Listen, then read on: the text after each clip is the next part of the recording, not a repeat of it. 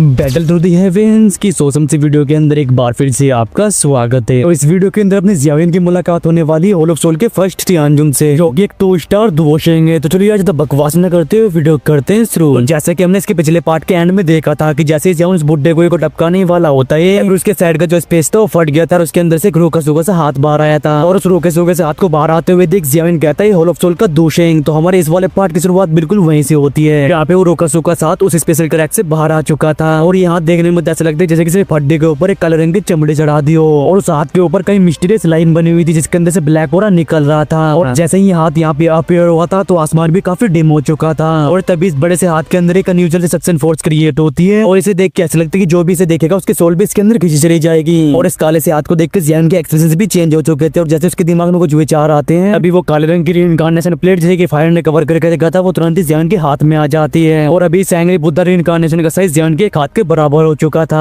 और तभी जियान अपने उस हाथ को सामने की तरफ दे मारता है और एट द सेम टाइम वो कलर रंग की एंग्री बुद्धा रीइंकार्नेशन सीधे जाकर उस बड़े से काले हाथ से टकरा जाती है। लेकिन तभी उस बड़े से काले रंग के हाथ से भी ब्लैक फोक बाहर आती है जो कि तुरंत उस पूरे हाथ को कवर कर लेती है। और इस काले रंग के लाइट को अपनी तरफ बढ़ते हुए देख इस हाथ का मालिक काफी ज्यादा खतरनाक हो जाता है। और तभी उस हाथ के ऊपर की जो मिस्टीरियस सी ब्लैक लाइंस होती है वो विगल करना स्टार्ट कर देती है और एक कई छोटे छोटे स्नेक की तरह उस काले रंग की ब्लैक लाइट से जाकर टकरा जाते हैं। इसके बाद ये दोनों कोलाइड होकर एक दूसरे को इनाइलेट करना स्टार्ट कर चुके थे। और जब ये दोनों अटैक एक दूसरे को डिस्ट्रॉय कर देते हैं तो वो काले रंग का हाथ आगे की तरफ बढ़ता है और जियान की वो जो एंग्री बुद्धा रीइंकार्नेशन प्लेट होती है वो पीछे की तरफ फोर्स हो जाती है। और ऐसा करने में वो बड़ा सा ब्लैक हैंड बुड्ढे गुई को पकड़ लेता है और तभी वो स्पिरिचुअल क्रैक और भी बड़ा होने लगता है और उसके अंदर से भयानक लेवल की सक्शन फोर्स बाहर आने लगती है। और इस सीन को देखने पे ऐसा लगता है जैसे कि ये बुड्ढे गुई को अंदर खींचना चाहता हो। और जब जियान बुड्ढे गुई को ऐसे पीछे जाते हुए दिखते हैं तो उसकी आंखें एकदम ऐसी कोल्ड हो जाती है और वो कहता है कि क्या तुम यहाँ से जाना चाहते हो। और भले जियान को पता ना हो होल ऑफ सोल का दोषी एक्सपर्ट अपने आप को शो क्यों नहीं कर रहा है, लेकिन जियान बुड्ढे गुई कैसे सक्सेसफुली बचते हुए कैसे देख सकता था। और इसी वजह से जियान अपने पैरों को आगे बढ़ाते हुए लाइटनिंग स्पीड से अपनी फिंगर्स का यूज करता है और जियान की फिंगर्स तुरंत ही गुयू की बॉडी में जाके प्रेस होती है। और जैसे ही गुयू की बॉडी जियान की फिंगर के कांटेक्ट में आती है तुरंत ही गुयू की बॉडी ब्लास्ट हो जाती है। और बुड्ढे गुयू के जिस दुबकी ने उसकी बॉडी को कवर करके रखा था वो जियान की हवेली फिल्म के सामने बिल्कुल भी नहीं दिखती। और इसी वजह से देखते देखते बुड्ढे गुयू की बॉडी में कई होल्स क्रिएट हो जाते हैं और तभी बुड्ढे गुयू की जगह पूरे स्टार इलम के अंदर गूंजती है और अभी उसका चेहरा भी सफेद पड़ चुका था।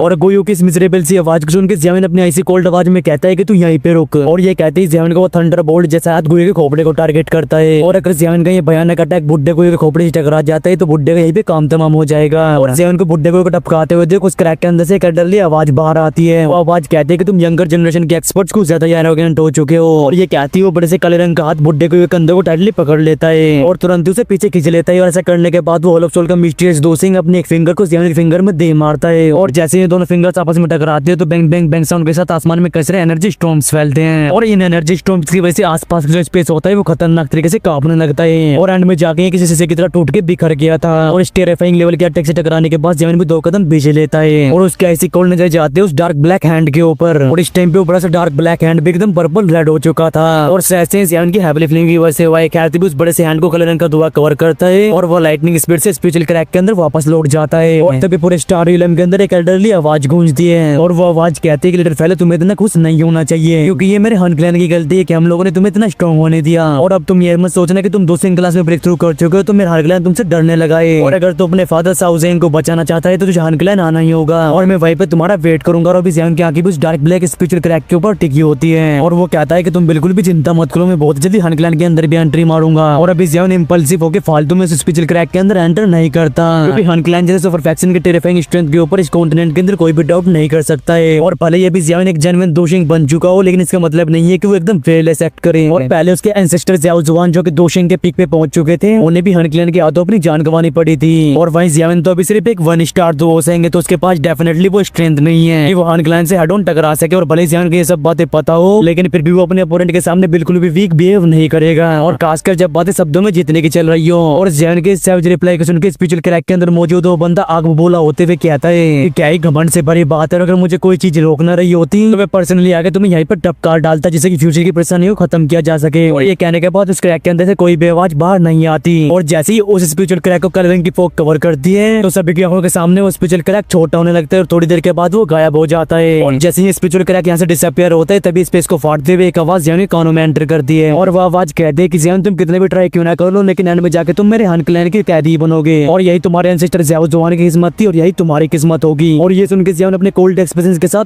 स्पिरिचुअल क्रैक वाली जगह को देखता रहता है और अभी उसकी दोनों आंखें फ्लिकर हो रही थी और अनकलन के एक्सपर्ट सच में काफी ज्यादा स्ट्रिंग और पावरफुल हैं। और जियान पहले स्टार एलियन के पूरे स्पेस को सील कर चुका था, लेकिन उस ओल्ड डिमन टियानमिंग के सेल्फ डिस्ट्रक्शन की वजह से वो स्पेस लॉक टूट गया, क्योंकि अगर ऐसा नहीं होता फिर ओलफ सोल का वो मिस्टीरियस दोसेंग बुड्ढे को नहीं बचा पाता। यार तभी जियान गैस करते हुए कहता है कि उस बंदे की स्ट्रेंथ ज्यादा भी नहीं तो 1 स्टार दोशेंग के पीक पे होगी। और सॉरी गाइस, मैंने पिछले पार्ट के आने बोला था कि जियान इस बुड्ढे को टपका देगा, लेकिन भाई इसकी मौत तो मास्टर जालाओ के हाथों होगी। यार तभी जियान कहता है कि आई वंडर क्या वो ओलफ सोल का फर्स्ट यानजुन था। और अभी भाई जियान की स्ट्रेंथ होती है 1 स्टार दोशेंग के इनिशियल लेवल पे। और अगर बात करें कल्टिवेशन की तो जियान अभी उस फर्स्ट यानजुन से थोड़ा बेहतर की वो होता है 2 स्टार दोशेंग। लेकिन अगर जियान अपनी हेवी फ्लेम का यूज करते है तो उसे ओलफ सोल के उस दोशेंग से फाइट करने में कोई भी परेशानी नहीं होगी। अभी जियान अपने मन में कहता है क्योंकि मैं दोशेंग क्लास में ब्रेक थ्रू कर चुका हूँ तो ओलफ सोल मुझे पहले की तरह इग्नोर नहीं करने वाला। और अगर अब ओलफ सोल को मेरे खिलाफ कोई चाल चलनी होगी तो एक ट्रू एक्सपर्ट को ही भेजेंगे। और अभी जियान का दिल और भी अलर्ट हो चुका था और उसे ऐसा लगता है कि जब अगली बार उसकी मुलाकात अनक्लैन के लोगों से होगी तब उसके और उन भूतों के बीच और भी खतरनाक लेवल की बैटल होगी। यार एक गहरी सांस लेने के बाद जियान का ध्यान जाता है फॉलिंग स्टार पवेलियन के डिसाइपल्स और एल्डर्स के ऊपर। और अभी का फॉलिंग स्टार पवेलियन इस बैटल की वजह से एकदम साइलेंट मोड में होता है। और अभी आसमान में खड़ा हुआ जियान पूरे स्टार रियलम की सिचुएशन को ऑब्जर्व कर रहा था। और स्टार रियलम की पूरी सिचुएशन को देखने के बाद जियान कहता है कि सारे के सारे एल्डर्स अपने काम पे वापस लौटो और यहाँ पे जो गंद मचा हुआ है इसे जल्दी साफ किया जाए। और जिन लोगों ने इंजरीज का सामना किया है उन्हें जल्दी से रिकूपरेट करना होगा। और सारे डिसेबल्स अपने यूजुअल एक्टिविटी पे लग जाओ। और जियान कैसे ऑर्डर्स को सुन के वहाँ पे मौजूद सभी लोग रिस्पेक्टफुली अपने सर को हाँ में लाते हैं। और इस बैटल के बाद जियान की रिस्पेक्ट फॉलिंग स्टार पवेलियन के अंदर खतरनाक तरीके से बढ़ चुकी है। और एक जेन्युइन दोशेंग के सामने स्टार रियलम के अंदर मौजूद हर एक इंसान अपना सर झुकाने के लिए तैयार था।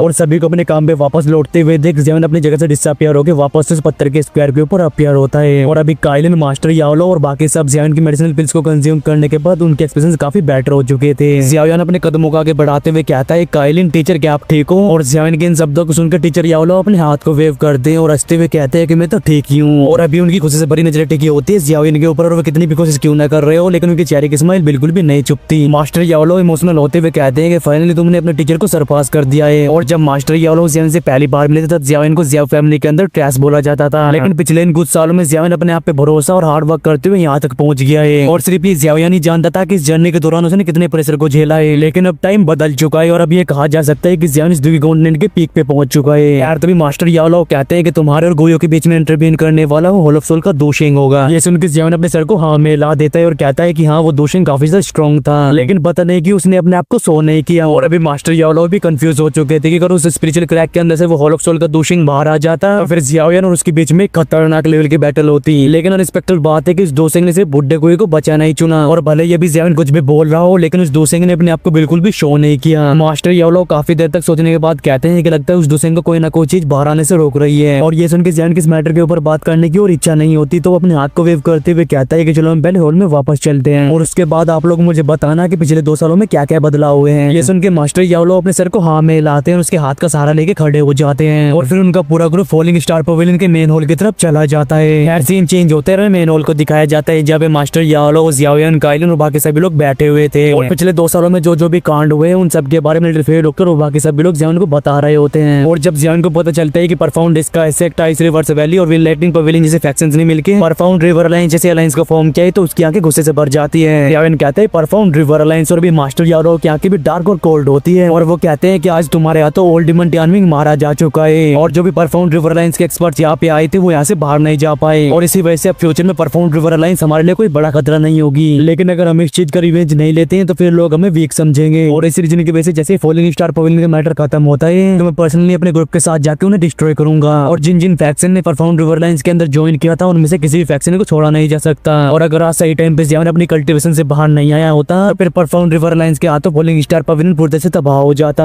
ये सुनकर जियान पे अपने सर को हाँ में ला देता है और कहता है कि अब परफाउंड रिवर अलायंस हमारे सामने कोई बड़ा खतरा नहीं है, लेकिन जिस तरह की ओलफ सोल की स्ट्रेंथ है हम लोग अब भी उनसे फाइट नहीं कर सकते। और लगता है कि अब हमें भी परफाउंड रिवर अलायंस की तरह एक बड़ी सी अलायंस को फॉर्म करना होगा। और जब जियान अलायंस फॉर्म करने की बात करता है तो ये सुन के मास्टर याओलो और बाकी सभी लोग शॉक्ड हो जाते हैं और ये आइडिया उनके दिमाग में चप जाता है। तभी जियान कहता है कि अगर हम अनक्लैन को भूल भी जाएं तो फिर ओलफ सोल की स्ट्रेंथ हमारे फॉलिंग स्टार पवेलियन से काफी ज्यादा है। और अब क्योंकि हमारे फॉलिंग स्टार पवेलियन और उनके बीच लाइफ और डेथ की दुश्मनी हो चुकी है तो वॉर कभी भी इरप्ट हो सकती है। और जिस तरह की हमारे फॉलिंग स्टार पवेलियन की अभी की स्ट्रेंथ है तो टाइम आने पे हमारे हारने के चांसेस काफी ज्यादा होंगे। और इसी वजह से अगर हम लोग ओलफ सोल से फाइट करना चाहते हैं तो हमें एक अलायंस को क्रिएट करना ही होगा। ये सुन के काइलिन की भौहें सिकुड़ जाती है और वो कहते हैं कि ये सब इतना आसान नहीं होने वाला क्योंकि ओलफ सोल बहुत ही ज्यादा स्ट्रॉन्ग है और हमारे अलावा उनके खिलाफ कौन नहीं जाना चाहेगा। काइलिन की इस बात को सुन के जियान मुस्कुराते हुए कहता है कि भले ही ओलफ सोल पावरफुल हो हमें इसी चीज का फायदा उठाना है, क्योंकि होल ऑफ सोल के मेंबर्स ने सोल्स को इकट्ठा करने के लिए काफी लोगों को परेशान करके रखा है। और उसका परफेक्ट एग्जांपल है पिल टावर। उनकी नफरत होल ऑफ सोल की उनकी हड्डियों तक जा चुकी है, और अगर वो होल ऑफ सोल की स्ट्रेंथ से डर ना रहे होते तो उनके बीच पहले एक ब्लडी वॉर हो चुका होता। और होल ऑफ सोल को पावरफुल सोल बॉडीज को कलेक्ट करने में काफी मजा आता है, और पावरफुल सोल बॉडीज होती है एल्केमिस्ट की। और पिछले कुछ सालों में न जाने कितने एल्केमिस्ट होल ऑफ सोल की हाथ तो चढ़ चुके हैं। और भले पिल टावर को भी इस चीज के बारे में पता हो, लेकिन उनकी भयानक स्ट्रेंथ की वजह से वो सब कुछ सहते आ रहे हैं। बिल्कुल फेरी डॉक्टर भी हिचकिचाते हुए कहते हैं कि सही बात है कि होल ऑफ सोल की स्ट्रेंथ काफी ज्यादा स्ट्रॉन्ग है, लेकिन जो पिल टावर के तीनों जायंट हेड है उनकी स्ट्रेंथ सिर्फ दोनों के पीक पे ही है, और ऐसे स्ट्रेंथ होल ऑफ सोल के लिए कोई बड़ा खतरा नहीं है। ये सुन के मास्टर याओलो अपने सर को हिलाने लगते हैं और कहते हैं कि ये तो सिर्फ पिल टावर की बाहरी स्ट्रेंथ है, और अगर सिर्फ इनकी इतनी सी स्ट्रेंथ होती तो फिर पूरे कॉन्टिनेंट के अंदर अभी एल्केमिस्ट के लिए पिल टावर एक होली ग्राउंड कैसे होता, और आखिर पिल टावर होल ऑफ सोल की सेम हाइट पे कैसे खड़ा है। और नेचुरली मास्टर याओलो को पिल टावर के बारे में काफी अच्छी नॉलेज होती है, और मास्टर याओलो कंटिन्यू करते हुए कहते हैं कि जब से हम रिट्रीट में गया हुआ था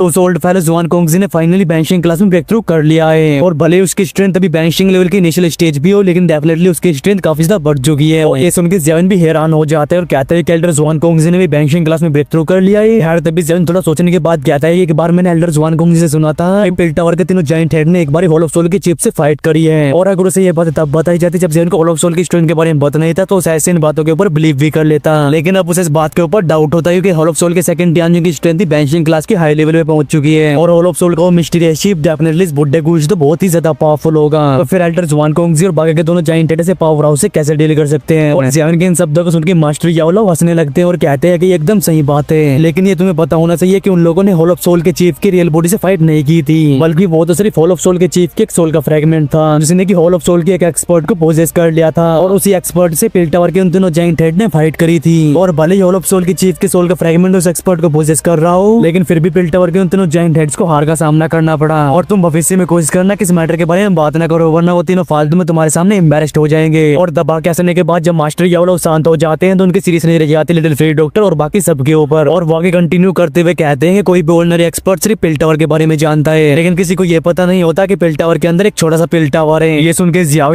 काइलिन और बाकी सभी लोग शॉक्ड हो जाते हैं। पिल टावर के अंदर एक स्मॉल पिल टावर और स्मॉल पिल टावर के बारे में वो पहली बार सुन रहे हैं। अभी मास्टर याओलो हंसते हुए कहते हैं कि ऐसे बहुत कम लोग हैं जो कि स्मॉल पिल टावर के अंदर एंटर कर सकते हैं, और दूसरी क्लास में एंटर करने से पहले जियान के पास सिर्फ उसके अंदर एंटर करने की क्वालिफिकेशन ही थी, क्योंकि स्मॉल पिल टावर के अंदर एंटर करने की रिक्वायरमेंट होती है कि तुम्हें स्टेरेट की पिल को रिफाइन करना आना चाहिए जो कि 7 रंगों वाली पिल लाइटनिंग को अट्रैक्ट करे, और साथ ही उस एल्केमिस्ट की सोल कम से कम सोल स्टेट में तो एंटर कर ही चुकी हो। अभी जियान सरप्राइज होते हुए कहते हैं 7 कलर पिल लाइटनिंग और सोल स्टेट की स्पिरिट रिक्वायरमेंट कुछ ज्यादा ही खतरनाक है, और जब जियान ने दूसरी क्लास में ब्रेक थ्रू नहीं किया था उसके लिए 7 कलर पिल लाइटनिंग वाली पिल को रिफाइन करना काफी डिफिकल्ट हो जाता है, और शायद से तब जियान के पास उस स्मॉल टावर के अंदर एंटर करने की क्वालिफिकेशन भी नहीं होती। मास्टर याओलो कहते हैं कि स्मॉल पिल टावर के लोग ही पिल टावर की ट्रू स्ट्रेंथ है, और इन सभी पावरफुल इंडिविजुअल्स की वजह से whole of soul pill tower के साथ वॉर को स्टार्ट नहीं करता, और वो सारे के सारे ओल्ड डिमंस बहुत ही पुराने लोग हैं, यहाँ तक कि जब मैं भी उनसे मिलता हूँ तो मुझे भी उनके सामने वो करना पड़ता है। और एक टाइम ऐसा भी था जब मैं भी उस स्मॉल पिल टावर का हिस्सा था, लेकिन मुझे वहाँ का एटमॉस्फेयर बिल्कुल भी पसंद नहीं आया, इसी वजह से मैंने उस जगह को छोड़ दिया था।